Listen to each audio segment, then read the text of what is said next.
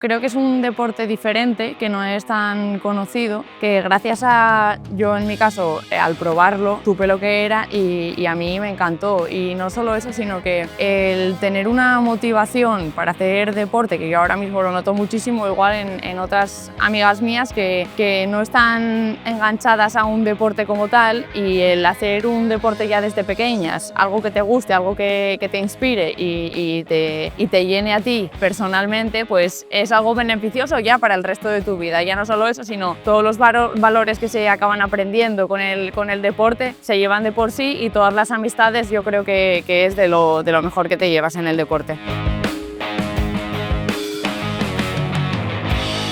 Bueno, yo empecé primero haciendo patinaje de velocidad en el colegio y ya, bueno, lo que era patinar y todo lo relacionado me gustaba. Fui a ver un partido al Palacio de los Deportes que jugaban la Copa de Europa y a partir de ahí conocí lo que era el deporte, porque antes no sabía lo que era, y me llamó mucho la atención, probé y me enganchó ya para siempre. Y además pues te da mucho, ¿no? Yo creo que es un deporte muy chulo, muy de jugarlo y de verlo, de las dos cosas. Creo que también combina un poco todo lo que es el juego colectivo, porque al final es un deporte de equipo, también pues individualmente, que te exige mucho físicamente, ¿no? Y creo que también da mucho el juego que combina el patín, el esquí. Creo que es un deporte muy completo. Bueno, a mí lo que me motiva para seguir entrenando sobre todo es pensar en la competición, ¿no? Creo que en el nivel en que estamos pues es lo que te hace querer venir cada día a entrenar, ser mejor para poder competir por todos los títulos que podamos, y también al final lo disfrutar, porque al final el deporte no nos da para vivir, entonces lo que más nos da pues esta motivación de venir, pasarlo bien, disfrutar con las compañeras, que al final es por lo que hacemos deporte. Esto creo que es más un trabajo social que hay que hacer, porque no creo que sea porque las niñas se cansen antes del deporte que los niños. Yo creo que hay un problema de base. Las niñas sí que tienen ahora más referentes femeninas, pero en cuanto a cómo pueden ver su futuro, noto muchísimo que nosotras ahora estamos entrenando y muchas estamos estudiando y trabajando al mismo tiempo, porque sabemos que en un momento